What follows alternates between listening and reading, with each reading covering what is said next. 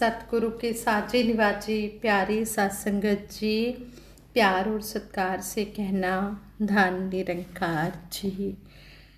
सत्संगत जी, दासी आप जी के चरणों में सतगुरु माता सुदीक्षा जी महाराज के आशीर्वाद से बाबा गुरबचन सिंह जी महाराज की कुछ यादें रखने जा रही है। आप ये प्रवान करना और कोई गलती हो जाए तो क्षमा करना। सत्संगत जी, ये जो यादें हैं ये महात्मा JRT सत्यार्थी जी ने बताई हैं, उन्होंने लिखी हुई हैं। उन्होंने बताया है बाबा गुरबचन सिंह जी महाराज अपने भक्तों को हर तरह से एक पूर्ण मनुष्य के रूप में देखना चाहते थे। जैसे माँ बच्चे का पालन पोषण भी करती है और उसकी सुरक्षा भी करती है, इसी तरह सतगुरु गुरसिख की सुरक्षा भी करता है और इसकी पाक पवित्र आत्मा पर कभी भी किसी लोभ मोह लालच की मैल नहीं जमने देता। सतगुरु जानता है कि मानव मन को सबसे अधिक चक्कर व भ्रम में डालती है तो वह है माया, वह है धन दौलत। वह अपने गुरसिखों को जहाँ माया के लोभ से बचाता है, वहीं संतों महापुरुषों के हक की कमाई में से की गई सेवा को सही तरीके से प्रयोग करना भी सिखाता है। क्योंकि गुरु घर का पैसा अगर निजी स्वार्थों के लिए लालच रूप में प्रयोग किया जाए तो वह ऐसा जहर है जो धीरे धीरे असर करता है। इस संबंध में हजूर बाबा गुरबचन सिंह जी महाराज और शहनशाह जी के बीच हुई बातचीत दासी आप जी के चरणों में रख रही है। महात्मा JRT सत्यार्थी जी बता रहे थे, कहने लगे बात ऐसे हुई कि हजूर बाबा जी दास की ड्यूटी लगा रहे थे कि मैं रसीद बुकों की छपाई के बारे में जानकारी लेकर आऊँ। उन दिनों दास को संत निरंकारी हिंदी की सेवा मिली हुई थी। अभी बाबा जी दास से बात कर ही रहे थे कि दूसरी तरफ से शहनशाह बाबा अवतार सिंह जी महाराज खुंडी हाथ में लिए आ पहुँचे। आते ही दास की ओर इशारा करते हुए पूछने लगे, शास्त्री को अब कौन सा काम दे रहे हो? बाबा गुरबचन सिंह जी ने जवाब दिया, शहनशाह जी, सोच रहा हूँ कि मिशन का विस्तार हो रहा है और फिर यह संतों के खून पसीने की कमाई होती है, यह कहीं गलत हाथों में न चली जाए। इसलिए संत निरंकारी मंडल के नाम से रसीद बुकें छपवाई जाएं, जो हर ब्रांच को दे दी जाएं। ध्यान रहे, जब शहनशाह जी गुरु गद्दी पर थे उस समय नमस्कार की माया हर ब्रांच से कैश रूप में ही सीधा मंडल के कैशियर के पास जमा हुआ करती थी। महापुरुषों की ईमानदारी और सतगुरु का भय, निरंकार की उपस्थिति का एहसास ही इस सच्चे सुच्चे हिसाब का आधार था। शहनशाह जी अक्सर अपने विचारों में यह बात फरमाते थे, गुरु घर का एक पैसा भी किसी लालच में फंसकर जेब में डाल लोगे तो यह तुम्हारी जेब खाली कर देगा। इसलिए गुरु घर में तो सेवा करते रहो ताकि आपकी कमाई में बरकत बनी रहे। उसी ध्यान से बाबा गुरबचन सिंह जी की बात सुनकर आपने फरमाया, आप तो मालिक हो, जो करोगे ठीक ही होगा, लेकिन गुरु घर का पैसा ऐसा विष है जो कि घातक सिद्ध हो जाता है। इसे खाना और हजम करना किसी के भी बस की बात नहीं होती। शहनशाह जी की बात सुनकर बाबा गुरबचन सिंह जी महाराज ने आशीर्वाद मांगा और अपना विचार प्रकट किया। कहने लगे, शहनशाह जी, दास इसलिए रसीद बुकें छपवा कर हर रात में भेजना चाहता है ताकि यह माया भूल चूक से किसी गलत हाथ में ना पहुंच जाए, किसी को भी इस जहर की तकलीफ सहन ना करनी पड़े। कई बार गलत व्यक्तियों के हाथ में माया पहुंच जाती है क्योंकि भोले भाले महापुरुष उन्हें गुरु का रूप समझकर माया भेंट कर देते हैं, लेकिन वे किसी न किसी लालच में फंसकर उस माया को अपने निजी कामों में खर्च कर देते हैं। इससे महापुरुषों को, सेवा करने वालों को और लालचवश इस्तेमाल करने वालों को बचाने के लिए भी रसीद बुकें छपवानी आवश्यक है। इस विष से बचाने के लिए ही यह प्रयत्न किया जा रहा है। हजूर बाबा जी के विचार के साथ शहंशाह जी ने भी सहमति प्रकट की और फरमाया, ठीक है, आपने ही आने वाले समय में मिशन के फैलाव को तरतीब और अनुशासन देना है। आप जो भी करोगे बिल्कुल ठीक ही करोगे। यह कहते हुए शहंशाह जी चल पड़े और दास भी सिर झुकाकर नमस्कार करके सतगुरु बाबा जी को नमस्कार करके अपने घर के लिए रवाना हो गया। दास को 1963-64 का वह दिन आज भी याद है जब दिल्ली के RK पुरम कॉलोनी में श्री आहुली वालिया जी के घर संगत थी। संगत के बाद हजूर बाबा जी अंदर वाले कमरे में थे और बाकी के लोग बाहर वाले कमरे में चाय पी रहे थे। इतने में ही पूज्य निर्मल जोशी जी बाहर आए और दास को बोले, अंदर बाबा जी आपको याद कर रहे हैं। दास मन ही मन डरने लगा कि शायद सत्संग में मुझसे बोलते बोलते कोई बात गलत निकल गई है, तभी बाबा जी मुझे बुला रहे हैं। और दास को अपनी सारी विद्या, वाक्पटुता, भाव सब कुछ फीका लगने लगा। लेकिन जैसे ही दास बाबा जी के कमरे में पहुंचा तो बाबा गुरबचन सिंह जी महाराज ने मेरी प्रशंसा करते हुए मेरा उत्साह बढ़ाया और मुझे संत निरंकारी पत्रिका हिंदी छापने का आदेश दे दिया। दास ने इस क्षेत्र में अपनी अनभिज्ञता का जिक्र किया तो हजूर बाबा जी ने फरमाया, निर्मल जोशी जी से छपाई आदि के लिए सलाह ले लिया करना, क्योंकि जोशी जी इस काम में माहिर भी हैं और अनुभवी भी हैं। दास ने सतगुरु बाबा गुरबचन सिंह जी महाराज के चरणों में अपना सिर झुका दिया। मुझे आज भी याद है कि निर्मल जोशी जी ने मेरी वकालत करते हुए कहा था, बाबा जी यह साइकिल पर कालका जी से ऑफिस जाएंगे, फिर शाम को 4-5 बजे छुट्टी करके गोल मार्केट, सदर मार्केट और फिर मुझसे पत्रिका की सहायता लेने के लिए रेलवे के ऑफिस पहुंचेंगे। वहां से पत्रिका का मैटर लेने के लिए निरंकारी कॉलोनी जाएंगे, फिर वहाँ से घर जाते जाते तो बिल्कुल ये थक जाएंगे और यह आजकल के नौजवान हैं कहाँ इतनी मेहनत कर पाएंगे। जोशी जी की बात सुनकर हजूर ने मेरी उम्र पूछी जो उस समय लगभग 35 साल की थी।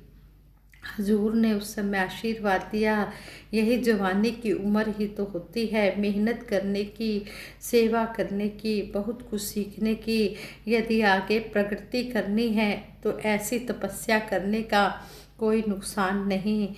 दास को आज तक याद है, ये महात्मा JRD सत्यार्थी जी ने अपने विचार लिखे हुए हैं कि दास को आज तक याद है कि कभी जोशी साहब के शब्द और कभी हजूर के आशीर्वाद के बीच झूलता झूलता मैं घर पहुंच गया।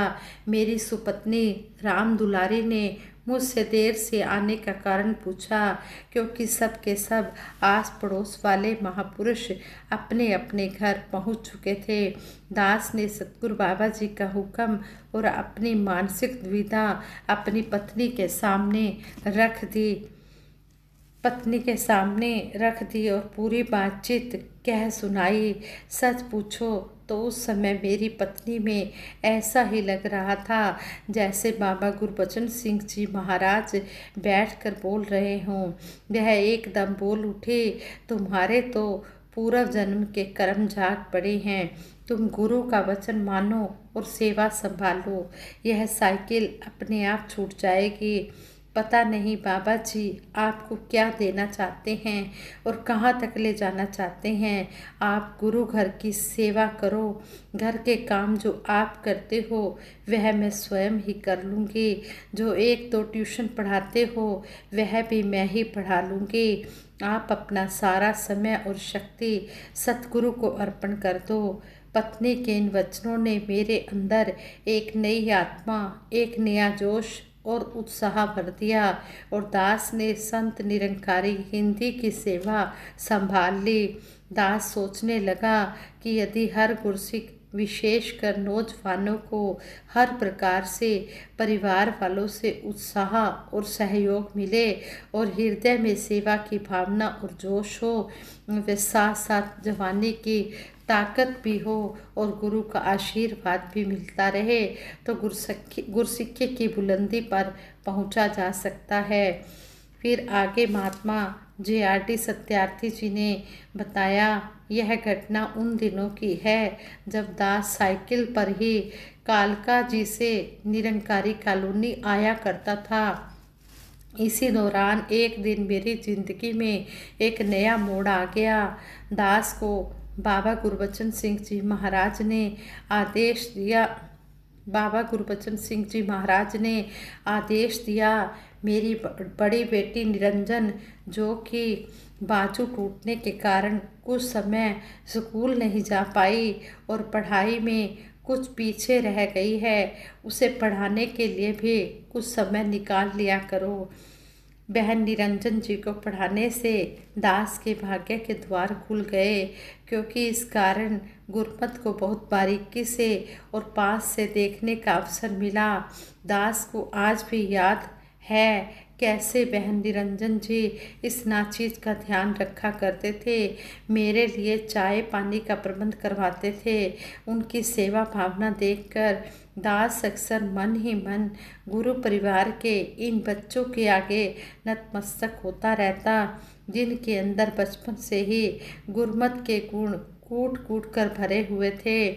चूँकि दास के मन में पूर्व जन्म के विचार और संस्कार प्रबल थे, इसलिए दास कभी चाय और भोजन ग्रहण नहीं करता था। दास यही सोचा करता था कि गुरु घर की सेवा करते हैं, करवाते नहीं। एक दिन किसी काम से दास को काफ़ी देरी हो गई। बाबा गुरबचन सिंह जी महाराज बहन निरंजन जी से कहने लगे, शास्त्री जी बहुत लेट हो जाते हैं और उन्होंने कई मील साइकिल चलाकर जाना होता है, उन्हें खाना खिलाकर भेजा करो, साथ ही उनके चाय पानी का भी ध्यान रखा करो। हजूर के यह शब्द सुनकर बहन निरंजन जी ने बाबा जी से कहा, बाबा जी चाय तो मेज पर पड़ी रहती है, वह पीते ही नहीं हैं। कहते हैं कि गुरु घर का खाकर सेवा की तो सेवा का फल प्रसाद के साथ ही ले लिया, फिर हमारे पल्ले बचा क्या? क्या गुरु घर से खाना तो बोझ उठाने के समान है। बहन निरंजन जी की बात सुनकर बाबा गुरबचन सिंह जी महाराज ने कहा, शास्त्री जी हम जो भी खाते हैं गुरु घर का ही है, बाकी मैं आपकी भावना की कदर करता हूँ, लेकिन याद रखो गुरसिक के मन में किसी प्रकार की लालसा, वासना या स्वार्थ न आए और वह संगत और गुरु घर का पैसा गलत ढंग से इस्तेमाल ना करे, लेकिन खाने के समय खाना खा लेना और वह भी दूसरे की सेवा भावना को प्रवान करके, तो इसमें गुरसिक का कोई नुकसान नहीं होता। अगर सारे गुरसिक आपकी तरह सोचने लगे, कोई सेवा ही स्वीकार ना करे, तो सेवा करने वाला सेवा किसकी करेगा? इसलिए मन में कोई सेवा करवाने की इच्छा नहीं रहनी चाहिए। सहज में सेवा हो जाती है तो उसे प्रवान करने में कोई हर्ज नहीं। हजूर के इन वचनों ने दास के मन के इस सूक्ष्म अहंकार कि मैं गुरु घर का खाकर बोझ नहीं उठाता चकनाचूर कर दिया, और इस प्रकार दास कर्ता भाव से भी मुक्त होने का प्रयास करने लगा। इस तरह महात्मा जी आर.टी. सत्यार्थी जी ने अभी आपने कुछ दिन पहले सुना भी कि वो ब्रह्मलीन हो गए हैं। सतगुरु माता सुदीक्षा जी महाराज की युग में ही वो ब्रह्मलीन हुए हैं और अंतिम श्वासों तक किस तरह सतगुरु के चरणों में अपनी तोड़ निभा कर गए हैं। इसी तरह हम भी सतगुरु के चरणों में यही अरदास करते हैं, सच्चे पातशाह हमारी भी आप जी के चरणों में अंतिम श्वास तक सेवा सिमरन सत्संग करते हुए तोड़ निभ जाए। बाबा अवतार सिंह जी, शहनशाह बाबा अवतार सिंह जी महाराज हमेशा हमें यही समझाते कि हमेशा सतगुरु का यश करना है, अपने आप को छोटा मानना है, अहंकार में नहीं आना, दूसरों की प्रशंसा करनी है, दूसरों को मान देना है। संत जनों के वचन हैं कि हे मेरे पूर्ण सतगुरु, इन संत जनों में मुझे तेरे ही दर्शन होते हैं। तू एक भी है और अनेक भी है। यदि हम किसी भ्रम में पड़ गए तो हमारा कोई ठिकाना नहीं। आपने सतगुरु निरंकार व साध संगत पर पूर्ण विश्वास रखना है। साध संगत उसे कहते हैं जहाँ पर प्रभु का यश किया जाए। हिंदू, मुस्लिम, सिख, ईसाई, ब्राह्मण, शूद्र, वैश्य, स्त्री, पुरुष, बच्चा, बूढ़ा, कोई भी हो जो प्रभु को जानकर इसका यश करता है, उसे संत या भगत कहते हैं। मैं आपको बार बार यही समझाता हूँ, सत्संग, निरंकार और सतगुरु से कभी भी मुंह ना मोड़ो। किसी महापुरुष को कभी भी बुरा मत कहो, किसी की निंदा ना करो। यदि ऐसा करोगे तो आपके जीवन में बिगाड़ पैदा होगा, आप अपना ही नुकसान करोगे, आप कुछ भी प्राप्त नहीं कर पाओगे। इस तरह हमें शहनशाह जी ने भी यही समझाया है कि हमने इस परम पिता परमात्मा को जानकर हमने एक मन एक चित्त होकर ये भक्ति करते चले जाना है। संगत जी ये विचार करते हुए दासी से बहुत सी गलतियां हुई होंगी, उन गलतियों के लिए दासी बार बार आप जी के चरणों में क्षमा मांगती है और सबके सुखों की कामना सतगुरु निरंकार के आगे करते हुए सिमरन रूप में आ रही है। सभी ने मिलकर सिमरन करवाना है। तू ही निरंकार मैं तेरी शरण हाँ, मैनू बख्श लो। तू ही निरंकार मैं तेरी शरण हाँ, मैनू बख्श लो। तू ही निरंकार मैं तेरी शरण हाँ, मैनू बख्श लो। तू ही निरंकार मैं तेरी शरण हाँ, मैनू बख्श लो। तू ही निरंकार मैं तेरी शरण हाँ, मैनू बख्श लो। बोलिए सतगुरु माता सुदीक्षा सविंदर हरदेव जी महाराज की जय। निरंकारी राज माता गुरुबचन अवतार की जय। दास संगत जी प्यार से कहना धन निरंकार जी।